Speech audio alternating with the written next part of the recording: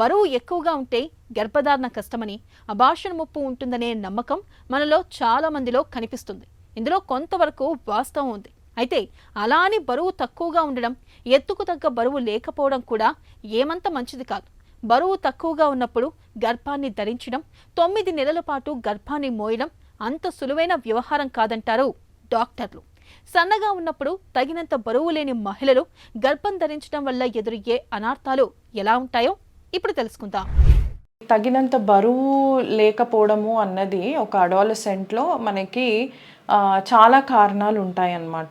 Like ఒకటి, వాళ్ళకి కాన్స్టిట్యూషనల్గా అంటే జెనెటిక్గా మేబీ వాళ్ళు అంత సన్నగా ఉంటారేమో, మేబీ వాళ్ళకి టీబీ అన్న ప్రాబ్లం ఏమైనా ఉండొచ్చేమో, లేకపోతే ఈటింగ్ డిజార్డర్స్, అనోరెక్సియా నర్వోసా అని ఉంటుంది.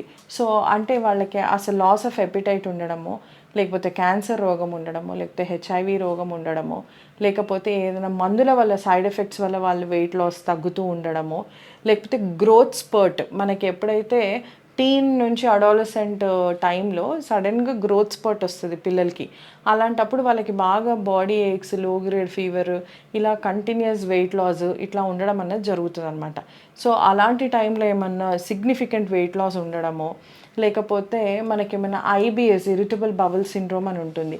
సో అందులో మాల్ న్యూట్రిషన్ వల్ల వాళ్ళు వెయిట్ లాస్ అవ్వడము, ఇట్లా చాలా, ఆర్ కెకెక్సియా, క్యాన్సర్ వల్ల. సో ఇట్లా పలు రకాల కారణాలు ఉంటాయి వెయిట్ లాస్కి. ఇప్పుడు మాల్ న్యూట్రిషన్ నుంచి వాళ్ళు అండర్ వెయిట్ ఉన్నారని అనుకోండి, కొలేజన్ డెఫిషియన్సీస్ డెఫినెట్గా ఉంటాయి. సో ఇలా డెఫిషియన్సీస్ ఉన్నప్పుడు, vitamin C deficiency, collagen deficiency ఉన్నప్పుడు వాళ్ళ గర్భసంచికి పటుత్వం అన్నది ఉండదన్నమాట. పటుత్వం లేనప్పుడు వాళ్ళకి ఎర్లీగా ప్రీటర్మ్ డెలివరీస్ అవ్వడం అన్నది జరుగుతుంది.